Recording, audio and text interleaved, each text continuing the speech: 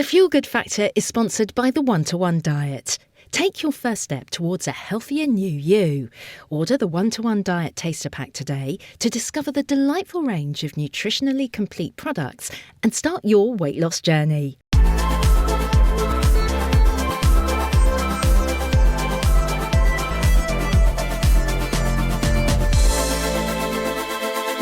The Fuel Good Factor with Michelle Livings.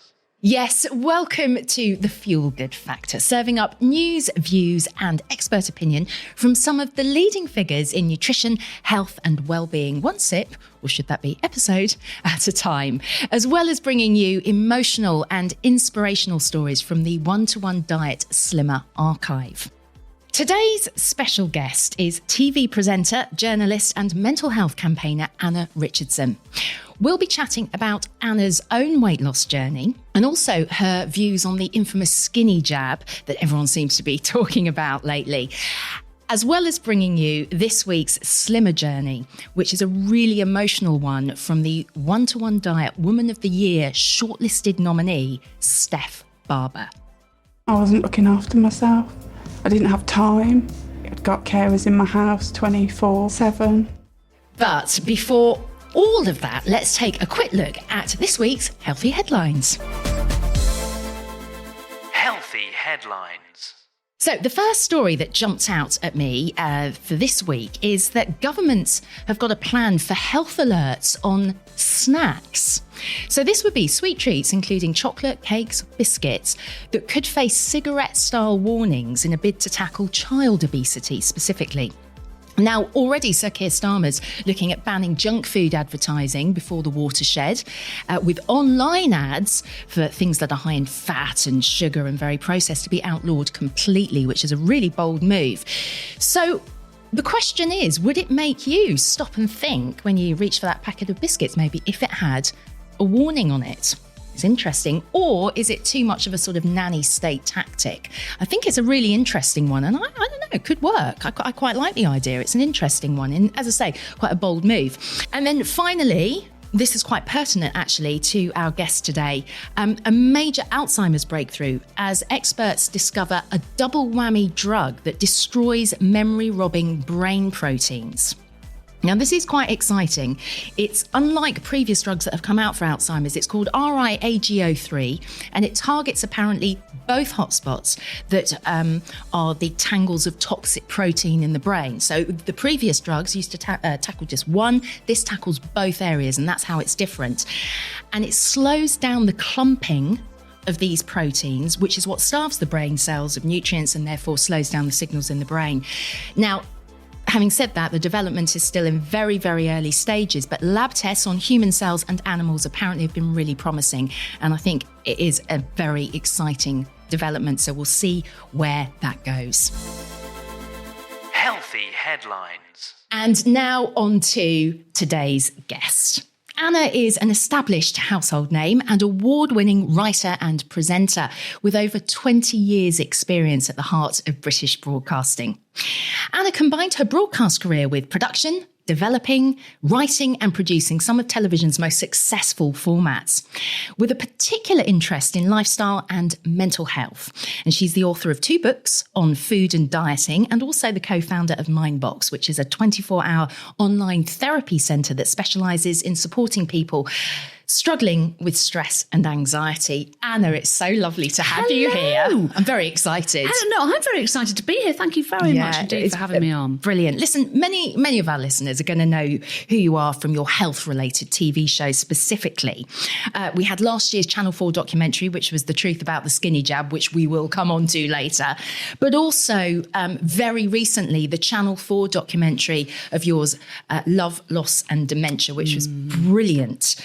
So you've written books as well about health and weight loss too. So it's clearly health and well-being, a very a topic you're very passionate about, I think it's fair to say. Definitely, but I kind of fell into it a little bit. I mean, as you mentioned in my bio at the top, I've worked in telly actually for nearly 30 years. I was going to say now. 20. I think it's longer. I remember seeing you. Need to update that or lower my age, one or the other.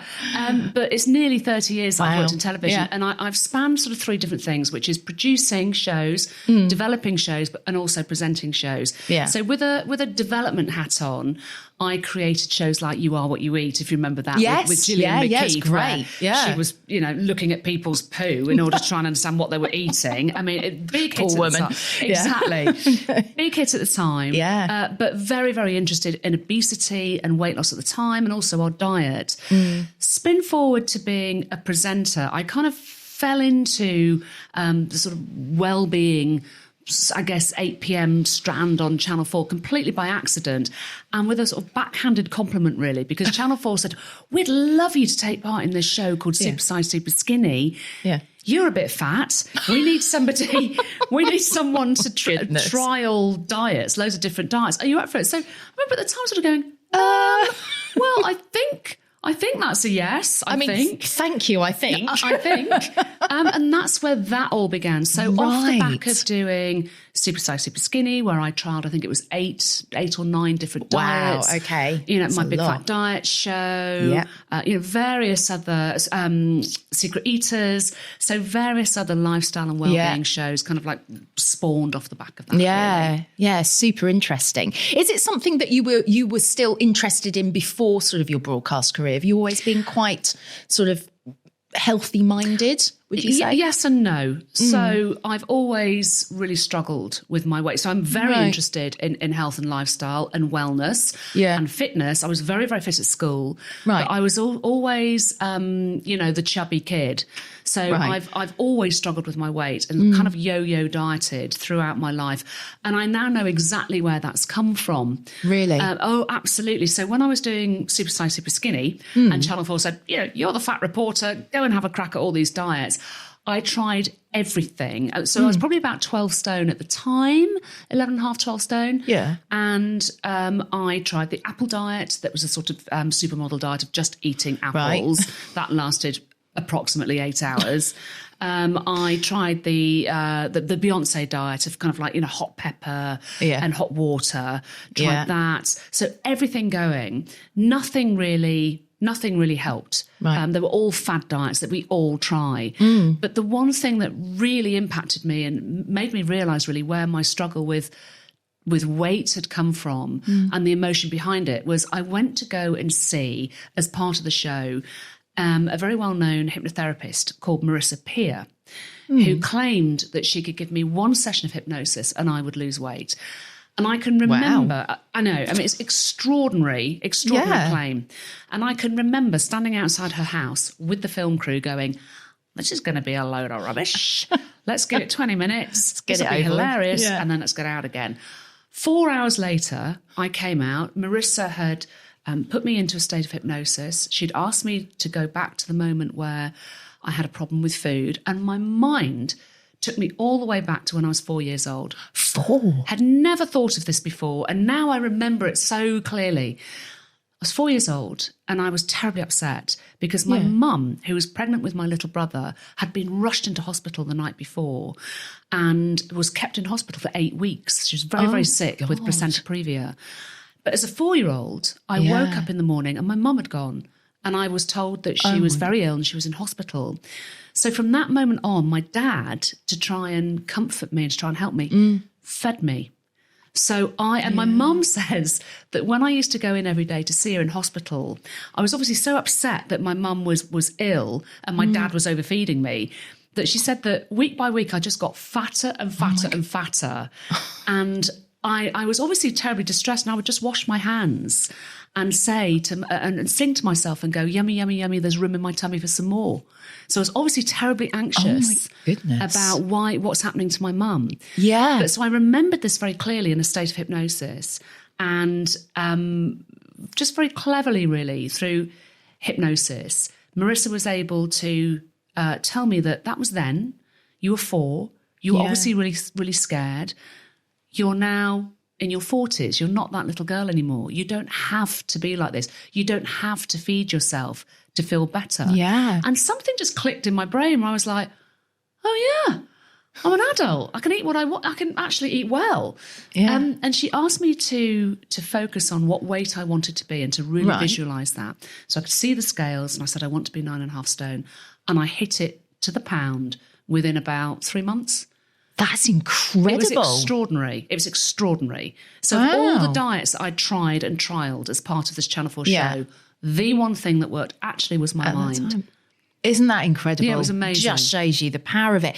And is that right that you're now trained as a cognitive hypnotherapist? Absolutely. Is that, and as a result of that, I presume? Yeah, so it took me 2 or 3 more years of doing lifestyle shows, but I was so amazed by the reaction and really the power of your subconscious mind and what it means for every aspect of our lives that I went on to train as a cognitive hypnotherapist. Amazing. So I'm fully qualified, Wow. registered.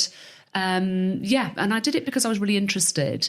Yeah. And off the back of that, I then set up an online therapy resource centre with my colleagues just to sort of help people tackle anxiety and depression. Yeah. That's what I did. That's really interesting. I've actually had cognitive hypnotherapy myself, not for anything weight loss related, but mine was to do with, sort of phobia and anxiety, that sort of thing. And I have to say, I tried it a few times, different people, but there was one particular one where it definitely worked. I had problems driving on a motorway. Same. The whole thing. And this is years ago. And suddenly it was like, I can't do this. I wouldn't go on motorways, wouldn't drive on them. Then wouldn't be a passenger on them. I mean, it was getting worse and worse. And I remember going to this one woman and having the session. I was very much like, I mean, is this going to work? I don't know. And it was really weird. When I drove home, all of a sudden in my brain, it's a bit like you said, there was that click. I went, I'm just going to do one junction of the M4. And before I knew it, there I was doing one junction of the M4. And I came off and the feeling, I mean, I was just like, what just happened there? So it's really interesting. But I'm Different fascinated. thing. I am totally fascinated by that. And obviously I'll talk to you off mic about it as well. But I've also developed that problem recently of driving on a really? motorway. Yeah, and I don't know whether for me it's menopause related. But we'll get into that. We'll get it, I know. But that's very interesting to hear that you had difficulty it was years with driving. ago, but and now coming here, I had a 2-hour journey this morning to come up and it was all motorway. Really? Yeah, it's fine. Congratulations. And I promise you, I refused. I would take A roads the entire way and a 2-hour journey would take me 6, but that was fine. I hear you. So today... So it was bad. I drove up from London. When I say I drove up from London, my other half drove me up from London. So I had to literally strong arm him, thumb screw him into you are driving me up here because I can't manage motorway. We'll definitely chat talk. about that because that's talk. slightly off topic, but really interesting. Just like you said about the power of the mind, which I think is so important, particularly when it comes to the weight loss thing, because it's very surprising what you can do with your own mind, really, on all of this. Absolutely. Well, I mean, you know this anyway, and everybody at the One-to-One Diet knows this as well, that a lot of our addictions, if you like, or a lot of our problems are emotionally related. So in a way, it's kind of like, look at what your issue is. Is it that you eat too much? Is it that you shop too much? Is it that you're addicted to sex? Is it that you're addicted to gambling? Whatever it happens to be. Yeah. With food, in my experience, there is always an underlying emotional reason. I will turn to food and have turned to food when I feel low, when I feel let down, when I feel not good enough, when I feel that I need to be loved or comforted. Yeah. So that classic phrase of comfort eating, that completely is me. Yeah. So yes, I mean, our subconscious drives everything, 90% of what we do. So if that particular issue is food, then that's what it's about. Yeah. And in a way, the lovely thing about, I say over the last sort of 10, 15 years, I think we've come to a much better understanding of being overweight and obesity. And I think we've stopped blaming people. Yeah. Don't you think? Which much, the blame culture, it sort of stops. I think you're right. I think it's lessening and that we're starting to realise more and more that this could be metabolic syndrome, it could be genetic, or it could be emotional. Absolutely. There's lots of reasons for it. And I think that's a really, really valid point. On the subject of weight loss, obviously a very hot topic over the past couple of years, and certainly now, has been the use of diet medication, specifically the skinny jabs, or the injections that you take.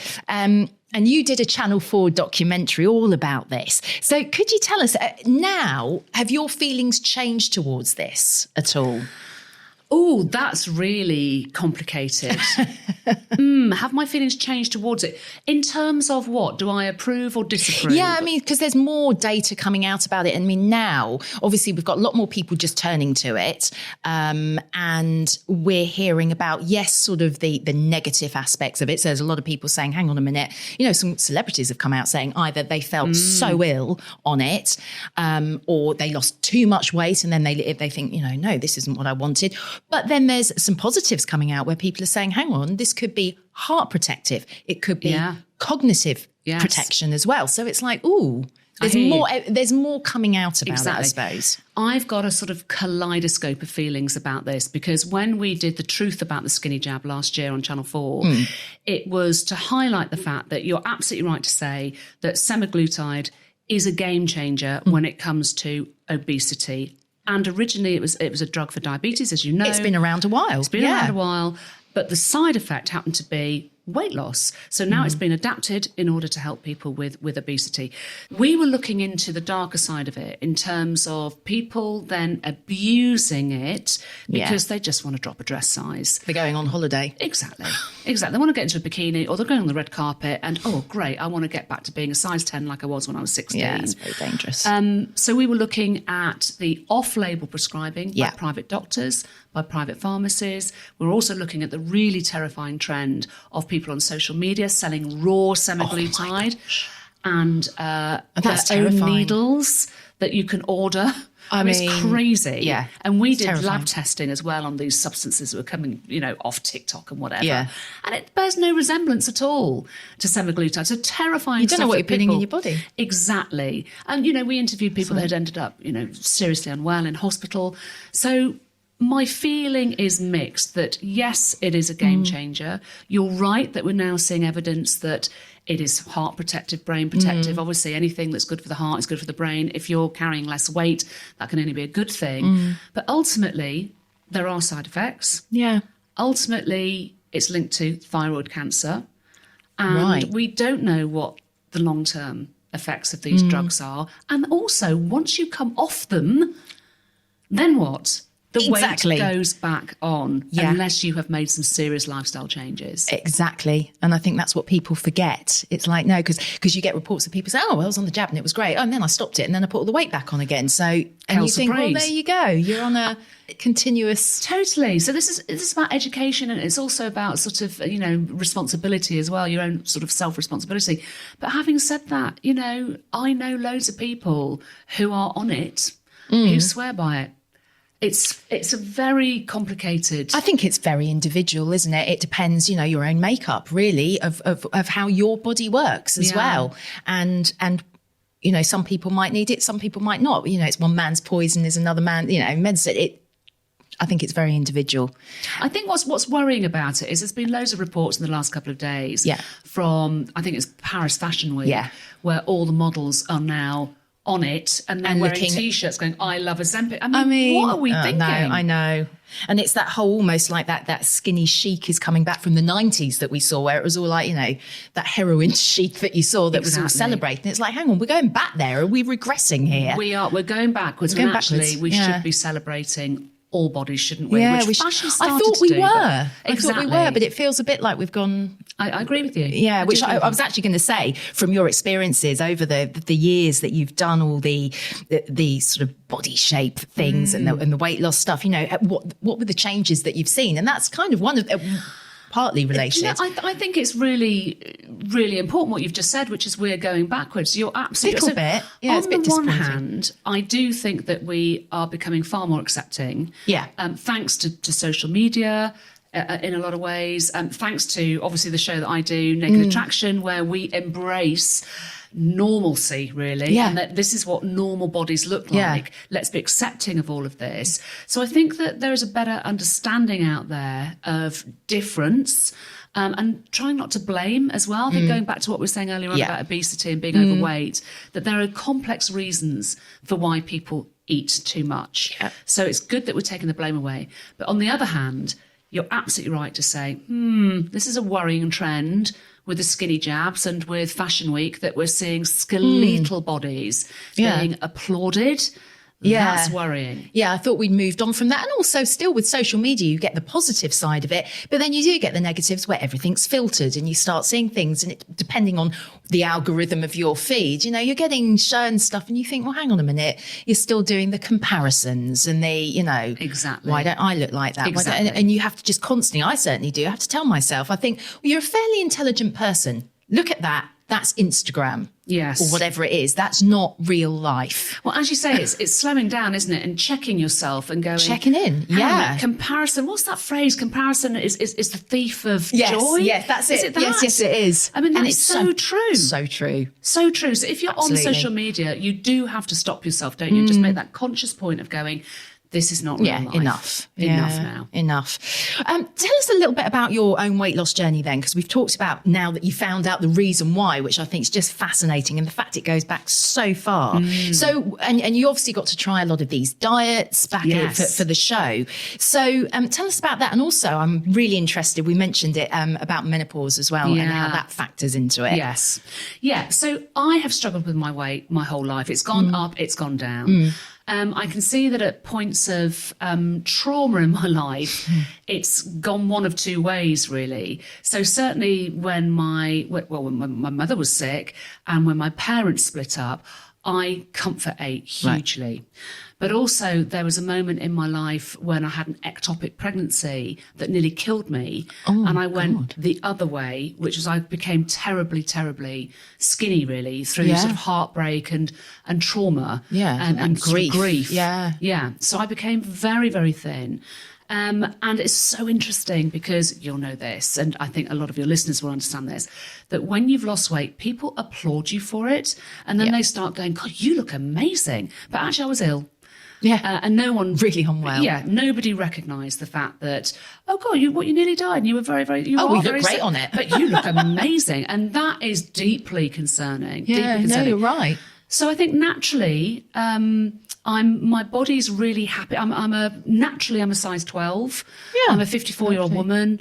And my body settles quite happily at about 9.5, 10 stone. Yeah. However, with menopause, now that I'm 54, it's very interesting to see that weight has crept up again. Right. And it's been redistributed in all the wrong areas on my body. It never goes where you want it, does it? It never goes where you want it. So that's been a bit of a shocker. It was like, that's interesting. I never used to. Now I look like a womble. So it's kind of like... I can confirm that you do not look like a womble. But anyway. But honestly, with my clothes off, I kind of puzzle and look at myself in the mirror and go, I don't quite recognise that. Yeah. Womble body that you've got going on there. How am I going to deal with this? So yes, very much tackling. I need to lose about a stone now. I'm pre-diabetic. So one of the things that I discovered from doing the weight loss jab is that, the skinny jab documentary, is that my blood sugars are a bit too high and I'm carrying a little bit too much weight. My dad is diabetic. My mother is pre-diabetic. It is in the family. Right. And you know as well yourself that one of the things about diabetes is it is controllable, type 2 diabetes. Absolutely, yeah. Mainly through lifestyle. Yeah. So get the weight off. Yeah. So that's very much on my mind. So that is a priority, Absolutely, yeah. For that. Yeah, that is really interesting. And have you gone down the HRT route with menopause at all? Because that can help, I know, with the weight thing. I'm really conflicted about this, and I've done a lot around menopause. I am on HRT. Yeah, same. Yeah. You see, I'm not convinced. I've struggled to get it right. I'll be really honest. It does take a long time, and down, absolutely. tweaking. And I don't think it's a panacea. No. I think that we tend to sort of go, have the estrogen, have your progesterone. Actually, there's a whole symphony of hormones that you need. And getting the balance right is incredibly difficult. It is. I've struggled to get that balance right. Right, okay. So I'm kind of on the fence about it, to be honest. No, I found it has worked for me, but there was a lot of tweaking. But I have to say, lifestyle as well. It's a bit like we were talking about the skinny jabs. I'll have an injection and that's it and I'm done. And it's like, well, it's not as simple as that. It's not just one thing. it's a whole host of things, isn't Absolutely. it? It's a lifestyle thing. Do you do a lot of exercise as well? Have you adopted anything as far as that goes? I do and I don't. So yes, I do. Yeah. If I'm not working manically, then absolutely I'm able to exercise a lot. If I'm filming a lot, then I found it quite difficult to sort of fit into my schedule actually. Yeah, of so a bit of a course. kind of all or nothing kind of girl. Yeah. The things that I do, I've sort of given up on doing high impact, aerobic exercise. I tend to do the list stuff, so the low intensity. Yeah. So I'll do a lot of walking, a lot of hiking. I like to be outside in the countryside. I have a home up north as well as a place down in London. So I'm lucky in that I can get out into the fresh air and I can walk. I do weight-bearing stuff as well. Good. So I'll do a lot of bit of Pilates. resistance. Yes. A lot of resistance. I will do F45 resistance.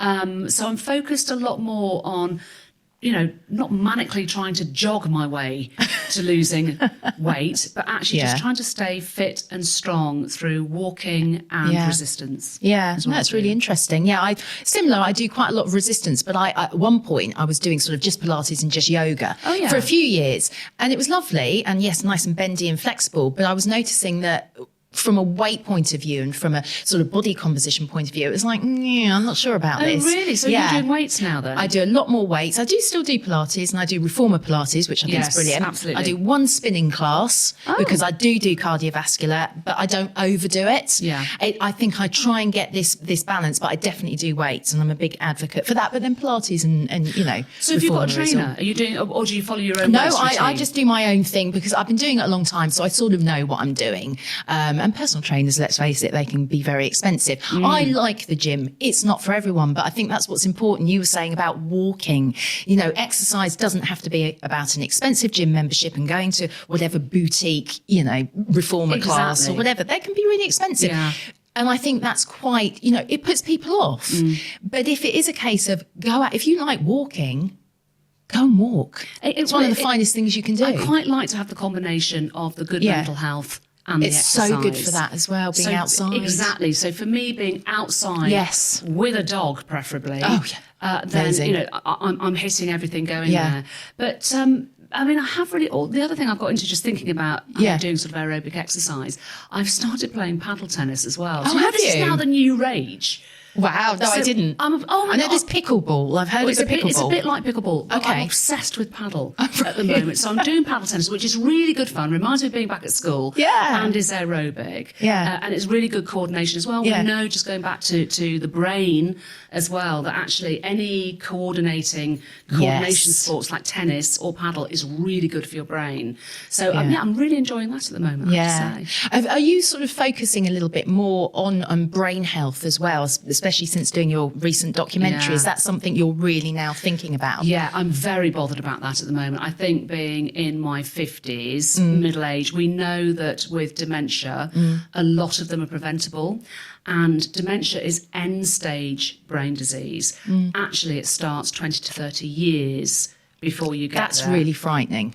In other words, now. Yeah, so it's already happening, potentially. Yes, so now is the Now's time. the time. That we have to really start looking after ourselves. Yeah. So my dad has vascular dementia, which obviously is to do with your blood vessels and your heart.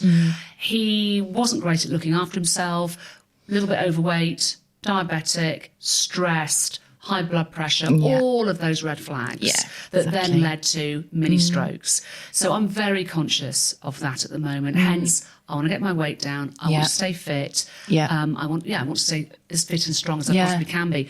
I've started getting migraines recently, which I'm very unlike me, very confused by. Could be menopause related. Not sure. But I had such a bad one recently in King's Cross Station that I was very unsteady and I couldn't articulate properly. I thought I was having a stroke. So then I was really worried because that's what's happened to my dad. Took myself off to a neurologist for brain scans because I thought, my God, is it starting? Is it starting? Thank God my scans were clear and actually I just have bad migraine, which I think might be food related. Oh, really? And Food menopause rather? related, Right, interesting. But yes, to your point, am I worried about Yes, brain you health? are. Yes, I am. But the good thing is you are doing something about it. And you talk about weight loss. And I understand that right now you're using the one-to-one diet by Cambridge Weight Plan. So how's your experience been? How did you come across it? And how's your experience? So after I did the Skinny Jab doc, Cambridge One-to-One approached me to say, do you know what, we noticed that you say that you're pre-diabetic and that you need to lose some weight. We think that we've got the answer for you. You should give this plan a go because it will help you to lose weight. It will also help stabilise your blood sugars. Now, this really piqued my interest. Yeah. I've tried every diet going. So I thought, Yeah, you have. okay, I've not tried this one. I'm going to give this one a go because I have got some weight to lose. Let's see if the hype is worth it. I've had a really good experience. So as you know, it is a low-calorie, high-protein, calorie counted step program. Yeah. So, and you have your consultant that you work very, very closely Yeah. with. So I'm working with the amazing Grace Payne, who everybody will see all over Instagram, who's lost like 1 billion stone using One-to-One. And so she was buddied up with me, and she has been incredible at keeping me on point, on plan, giving me techniques that I've not thought about. And remember, I've written about this. Yeah, before. exactly. You're quite an expert. So Grace has been incredible at sort of going, listen, every time that you are mindlessly eating, stop and just think, distract yourself and really think about whether you want to eat that thing. Yep. So distract and then focus and Yeah. think, which has been really, really helpful for me because I've done an awful lot of mindless eating. So I find the One-to-One diet very helpful for me because they're 200 calories. I'm on level 5, which is, as you know, the 1,500 calorie. Yeah, so it's slightly level. higher than So where it's you higher. start. Yeah. So Grace and I agreed that I haven't got a huge amount of weight to lose. Let's stick at 1,500 calories a day. Let's take it really steady and slow. So I do, I love the yogurt drink. So I'll do the berry yogurt drink for breakfast, 200 calories, job done. Fine, Yeah. because I don't eat a lot in the morning anyway. Yeah. Lunchtime, love a bit of the Oriental chili soup. Nice. I'll have. Yeah. Maybe with some veg as well. Yeah. So The we're talking fibre. around kind of like 400 calories-ish. Yeah. And then I can go and have a reasonable meal in the evening. Yeah. So that works for me. Yeah. Obviously, Grace taught me about the importance of hydration as well. Yeah. Which I never really realised. No, you don't. I know. Sometimes when you feel hungry, it's because you're actually thirsty. It's because you're thirsty. Yeah. So she taught me about, look, just keep drinking the water. Flavour the water, again, with the product. Yeah. Fantastic, because then you don't feel like you're kind of missing out on something. Yeah. So to date, I've probably lost, with her help, about 1/2 stone. Fantastic. Which is good. Yeah. For me, and especially, I think, given my age. Yeah. And given how I can be sort of all over the place in terms of work. She's kept me on track and has been brilliant. So I've been really pleased with it. Well, and I think what's important is it's sensible weight loss as well. This is sensible, but it's also the fact that you're getting the nutrition you want, because that slightly worries me with these jabs and things, that people aren't hungry, so they only want 2 bites of food. And it's like, well, where's all your nutrition coming from? Where's your protein coming from? I absolutely... Vitamins, minerals, fibre. 100% agree with you. You're absolutely right. So, I mean, yes, going back to the skinny jab thing, that people say it takes away the noise around food and they just don't want to eat. Well, that's fantastic. Yeah. But then how are you supporting your body? And when people say they can sometimes feel very dizzy on them, well, is that because your blood sugar's crashed too low? So, yes, the One-to-One diet has been great in terms of being high protein. Exactly. And when I spoke to your lead nutritionist about it, because ever the journalist, I'm a bit like, hang on, tell me how this works. Yeah. Why is this going to be good for me? So speaking to Mark, Yeah. and he was amazing at saying, look, your body now and at this age, you need, it was something crazy like 150 grams of protein a day. It's so much more than you It's so think. much more than you think. Yeah. And it's more actually than the recommended amount. I think actually when you look into it, they say it's like double that at least. Exactly. So that It's a blew lot. my mind. Yeah. That he was saying you need way more protein than you think. We provide that protein. We can give it to you in a really accessible way. So that actually has been a bit of a game changer in terms of keeping me sated and getting the protein that I need. And at our age as well as women, we need the protein. Yeah, we do. It's not the important. sugars. Yeah, absolutely. 100%. Well, actually, staying on the subject of the One-to-One diet from Cambridge Weight Plan, we have an amazing slimmer story to share with you. This week, it's Woman of the Year shortlisted nominee Steph Barber, and a heartbreaking promise that she made to her husband.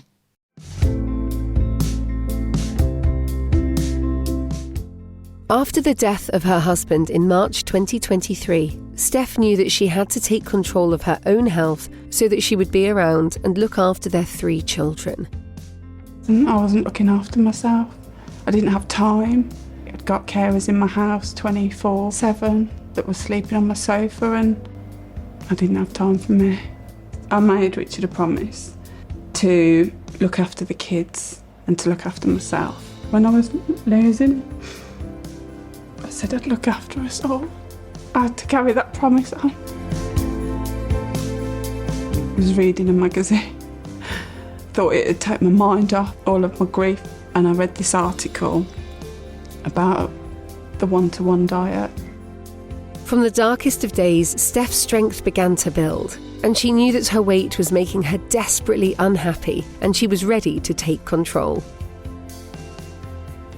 The magical feeling when you're on the one-to-one diet is, I'm doing this, and I say to Sarah, I'm actually doing this, and she's like, yes, you are, you are. Another stone was lost, and then another one, and another one, and I thought, yeah, this is magic. After losing 5 stone 10 pounds and now at a healthy weight, Steph is able to be the mother she wants to be and sees every day as a new beginning. I've noticed the change, yeah. In my activity levels, I can get involved now, I can do things with them now, which is, it's lovely, yeah. Well, I know he'd be proud of me, I know he would.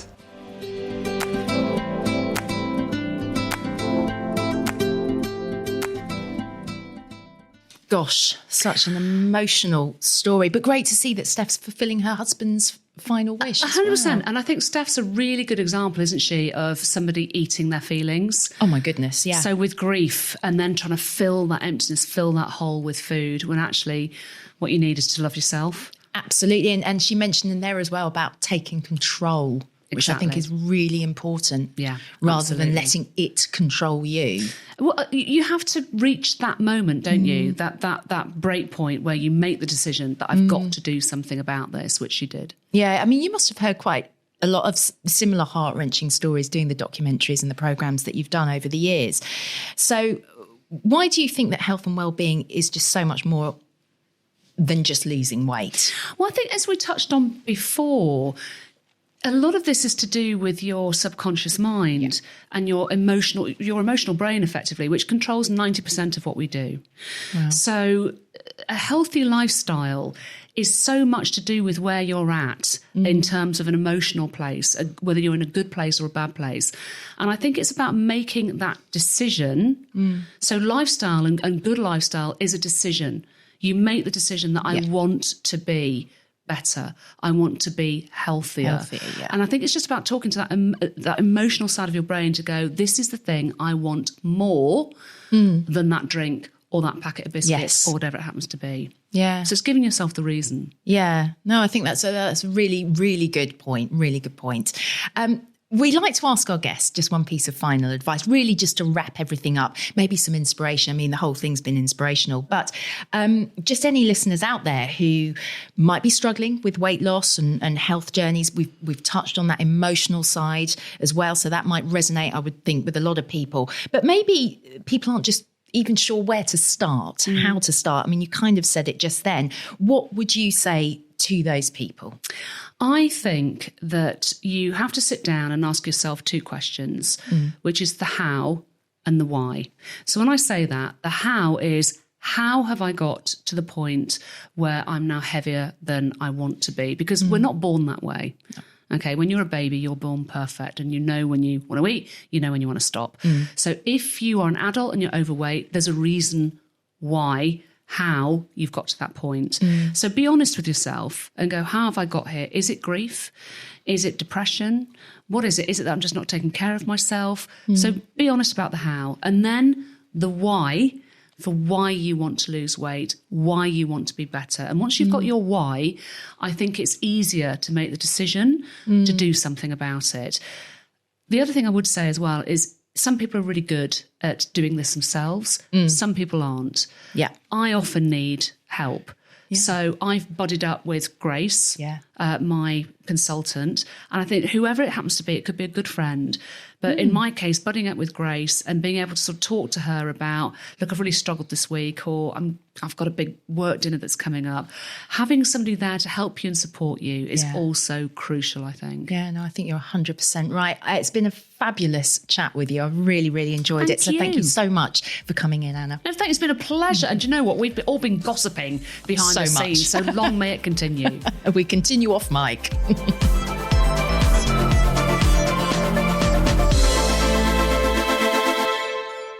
What a great conversation with Anna, and I really loved hearing Steph's story too. Thanks so much for listening, and thanks again to today's guest, Anna Richardson. And you can find all her links along with information on everything else we've covered in the show notes. And also don't forget to get in touch on the socials too, so we can give you a shout out.